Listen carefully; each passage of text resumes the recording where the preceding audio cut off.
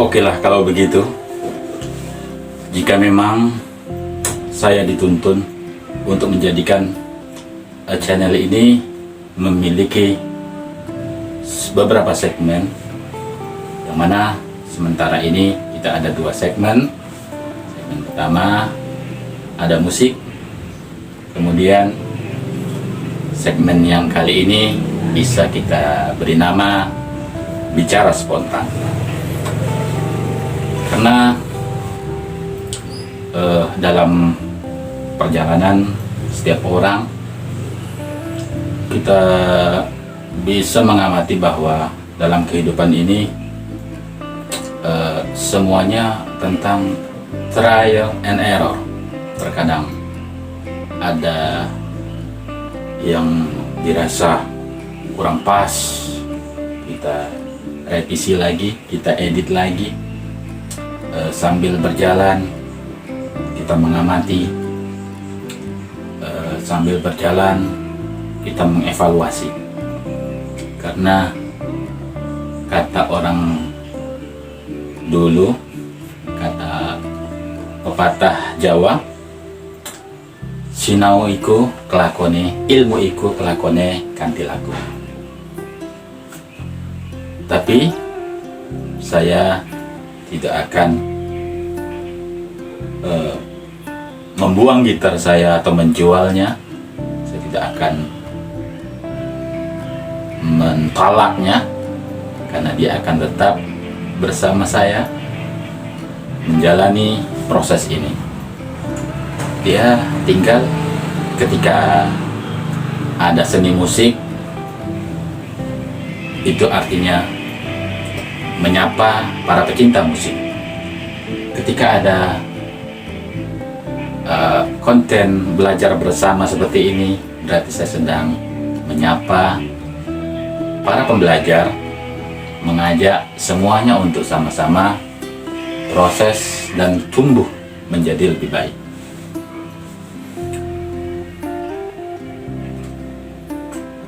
Kita tentu tidak bisa menyangkal bahwa tujuan setiap manusia, bahkan tujuan setiap makhluk hidup adalah mencari yang namanya kesenangan, atau lebih tepatnya kebahagiaan. Kalau lebih enak lagi bahasanya adalah cari enak. Coba tolong sebutkan satu aktivitas atau kegiatan manusia yang tujuannya bukan cari enak. Kuliner kesana kemari, mencari makanan terlezat di kota Anda, main ke tempat kawan, disuguhi adalah makanan yang enak, menghadiri undangan pernikahan dan acara-acara kegiatan-kegiatan di lingkungan, semuanya diupayakan untuk yang terbaik. Artinya apa? Di situ ada upaya mencari yang enak. Enak bagi apa? Enak bagi badan, enak dirasakan oleh mulut dan indera pengecapan kita. Oh, tidak ada orang yang sengaja mencari yang tidak enak gitu kan. Kalaupun dia memilih makanan yang sehat, itu pun mencari enak. Enak di badan supaya berdampak kepada kesehatan. Kesehatan itu enak gitu kan. Nah, saya pun begitu dalam bermusik, dalam memainkan nada-nada, semaksimal mungkin diupayakan mencari nada irama yang enak. Paling tidak saya rasakan sendiri enak gitu kan. Walaupun memang belum tentu, kalau lolos dari sensor saya belum tentu lolos bagi para legend ya. Ya mungkin saya kelas-kelas menengah ke bawah gitu kan. Kalau didengar oleh para legend, ini musikalitasnya kurang berkelas misalnya gitu. Cuman tetap diupayakan untuk berasa enak gitu. Jadi kalau ada seni dalam menciptakan lagu atau seni bernyanyi yang baik, tentu juga ada seni menikmati seni. Seni menikmati musik, seni menikmati lagu, karya seni dan sebagainya. Semakin tinggi seninya gitu ya, maka seleranya ini juga semakin tinggi, sehingga musik-musik yang kurang bisa dinikmati akan di next. Nah, itulah semua kita, fitrah manusia adalah mencari sesuatu yang membuat nyaman. Terus orang melakukan kegiatan mencari nafkah, bekerja dengan berbagai macam bentuk aktivitasnya. Ada yang di darat, ada yang di laut, bahkan ada yang di udara ya. Mencari nafkah di udara ya, para pilot atau para pembantu-pembantu, staf-stafnya di dalam pesawat ya. Mereka mungkin sekilas nampak enak ya, nampak wah, berpakaian rapi, terbang ke sana kemari menjelajah negara ya, tapi tentu ada juga tidak enaknya gitu. Dengan segala macam suka dukanya, mereka dengan bertumpus lumus bersusah payah bekerja, sementara sebagian orang mungkin ya seapa adanya, tetap di rumahnya ya, kaum berbahan katakanlah. Nah, mereka yang bertumpus lumus bekerja itu juga mencari enak. Dia membayangkan kehidupan yang nyaman, yang lebih mudah untuk menikmati kehidupan yang dia jalani beserta keluarga dan andai taulannya. Dengan segala macam enak dan tidak enaknya, pahit dan manisnya kehidupan ini, gitu kan, kita tetap berupaya mempermudahnya menjadi sesuatu yang dapat dinikmati. Kemudahan teknologi, kemudahan fasilitas yang memang belum merata ya, tapi sudah menyebar luas hampir di seluruh penjuru negeri ini. Kemudahan berupa fasilitas teknologi informatika sudah banyak dinikmati secara luas. Nah,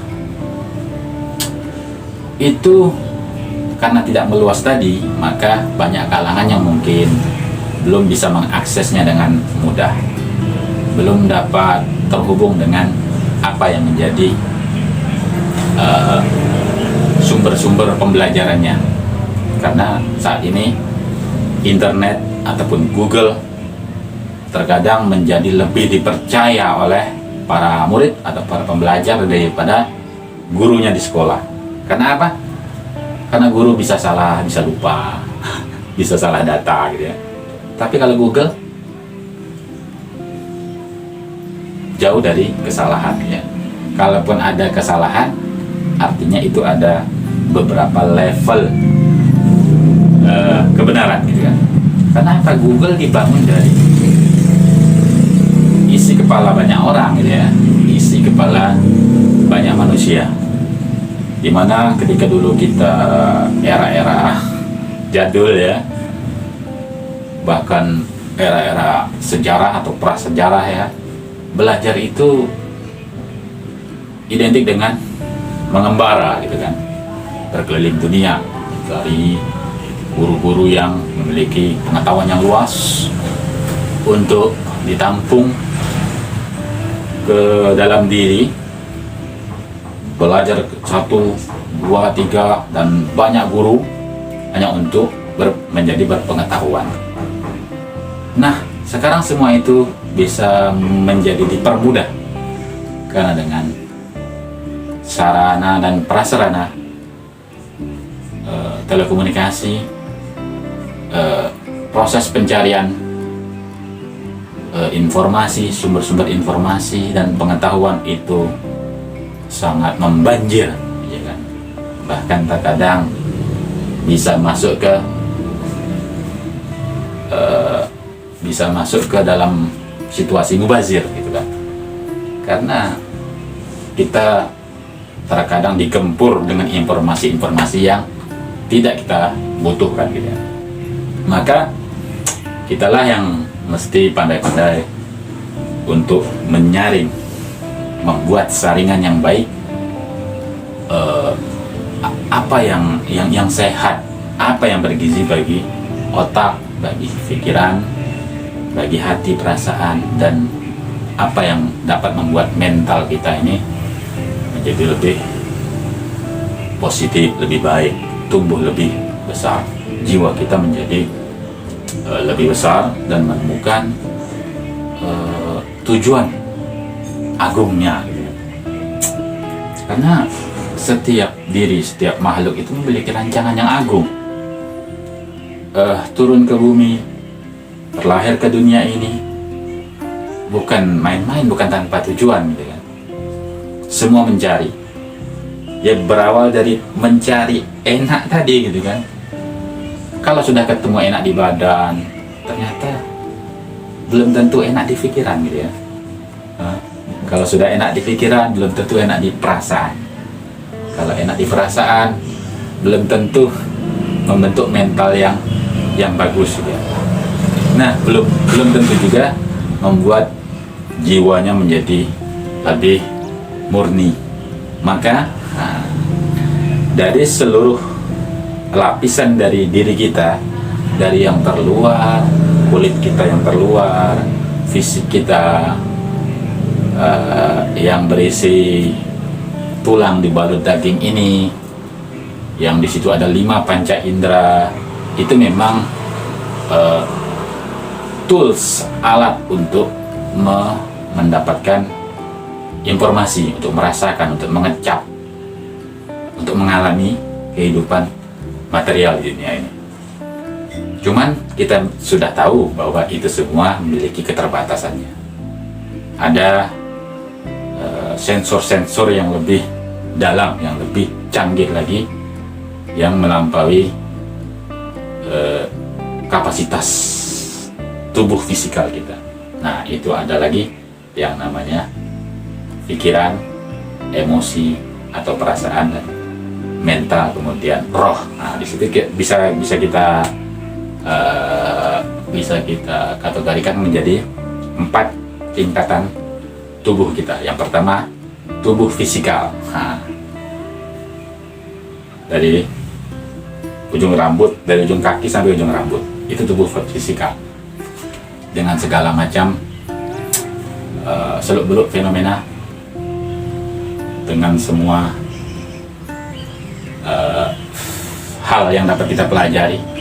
Tentu ada banyak ahli di dalam bidang tubuh fisik ini. Ada dokter, ada ahli binaraga untuk membentuk tubuh yang sehat dan sebagainya. Itu kita bisa pelajari banyak hal di situ. Yang kedua, pikiran.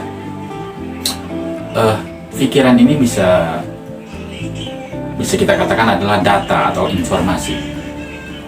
Jadi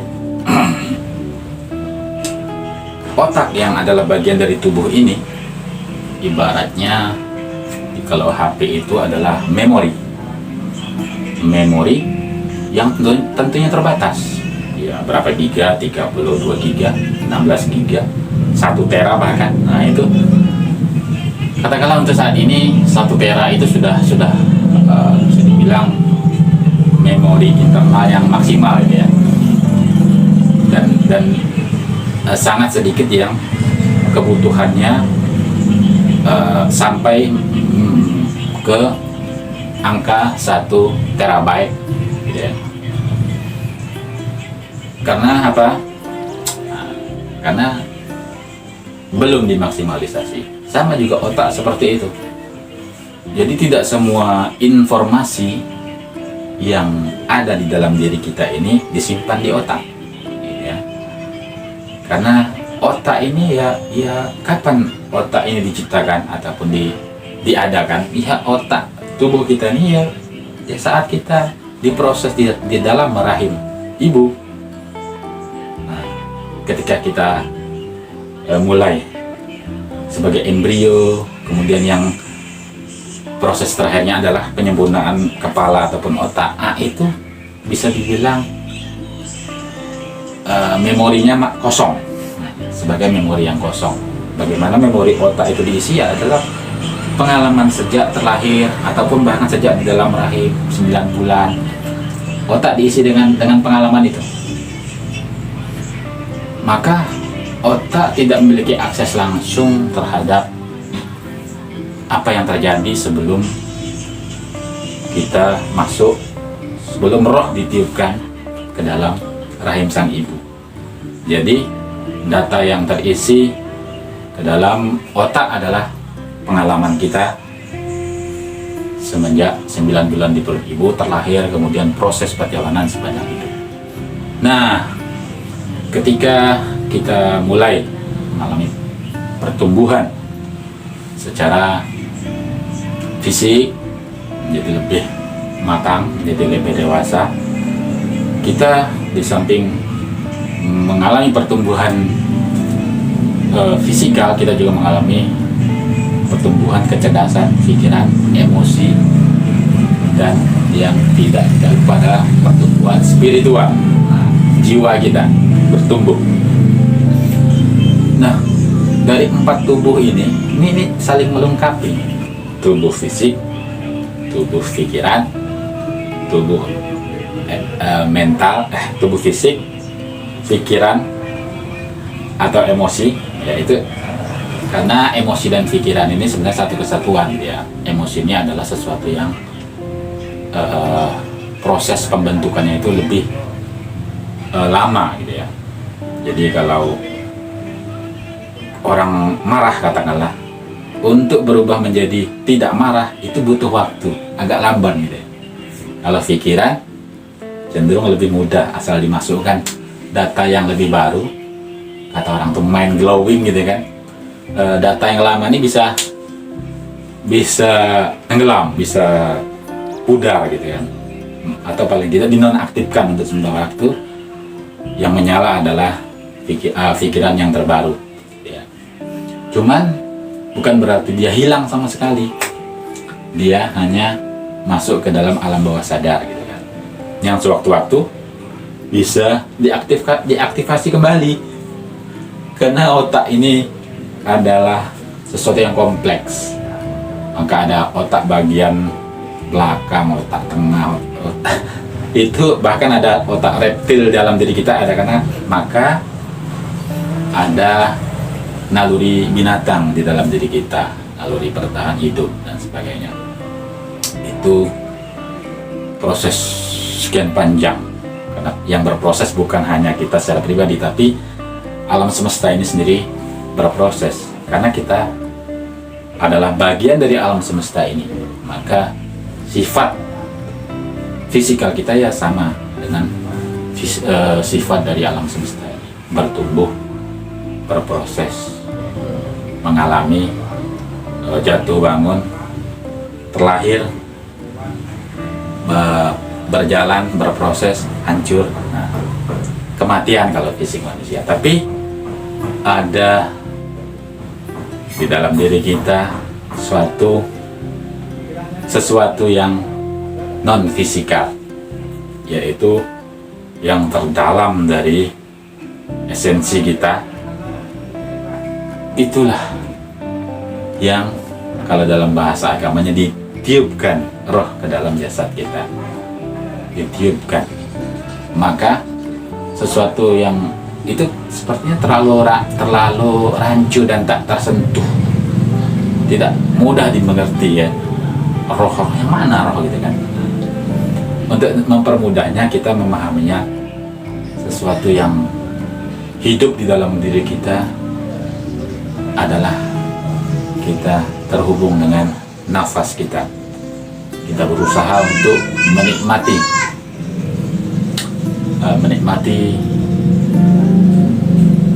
tarikan dan hembusan nafas kita, karena kalau kita sudah bisa menikmati tarikan dan hembusan nafas kita, rasanya untuk menikmati hal-hal lain itu tidak ada kesulitan gitu. Menikmati kopi pahit, nikmat karena kita begitu menikmati napas kita gitu ya. Nah, ini banyak terlupakan karena ya dengan banyaknya hal-hal di dunia ini kan, ya sebagaimana saya sampaikan dari awal tadi, fasilitas yang mempermudah, membuat nyaman, dengan segala pendapat masyarakat, dengan segala macam pikiran yang multidimensi, kita terkadang lupa untuk menikmati hal yang paling esensi dalam hidup kita gitu kan. Kita dengan berbagai macam kelas-kelas ekonomi gitu kan, mungkin nasib orang beda-beda. Orang mungkin memiliki harta yang banyak gitu ya, artinya tidak sama nih, kepemilikan akan harta ini tidak sama nih berkelas-kelas gitu ya.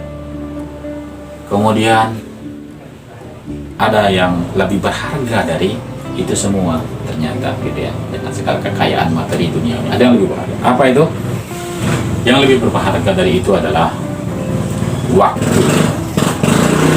Bayangkan kalau orang memiliki segalanya materi di dunia ini, tapi dia tidak punya waktu, nah, bagaimana itu? Tapi itu kurang logis ya, bahwa ketika orang memiliki banyak materi, dia akan memiliki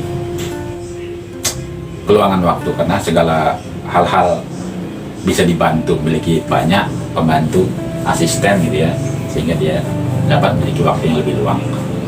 Nah, waktu yang dimaksud, kalau waktu ini maksud habis umur gitu kan.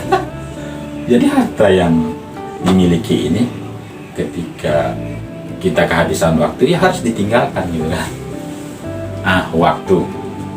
Jadi waktu ini setiap orang dalam sehari sama, tanpa pandang bulu ya, waktunya sama 24 jam. Tapi karena tadi kelas-kelas tadi, akhirnya untuk yang kelas rendah, untuk yang kelas buruh dan berpenghasilan rendah, akhirnya waktunya mungkin agak tergerus oleh obligasi-obligasi, kewajiban-kewajiban yang ada di masyarakat gitu ya. Kalau orang memiliki kelapangan finansial karena semuanya bisa dibiayai gitu kan. Oke. Apa yang lebih berharga dari waktu gitu kan? Ada ternyata yang lebih berharga dari waktu. Apa itu? Nafas. Anda punya waktu, punya kesempatan, Anda sedang libur katanya, waktunya libur ya. Berarti kita ada waktu nih mau melakukan vacation, adventure, perjalanan, liburan, tapi habis nafas. Astagfirullahaladzim, subhanallah, habis nafas. Dan itu kita nggak pernah tahu kapan waktunya gitu. Ketika nafas tidak bisa lagi ditarik, tidak bisa lagi dihembus, kita keluar dari tubuh ini, selesailah sudah dengan tubuh ini gitu. Belum selesai secara journey of soul, the journey of soul, perjalanan jiwa belum selesai. Ini hanyalah salah satu media kita untuk berproses, media bagi jiwa untuk eksis di planet ini, di kehidupan dunia. Nah, jadi perjalanan jiwa ini tidak bisa kita bayangkan dengan pikiran. Nah,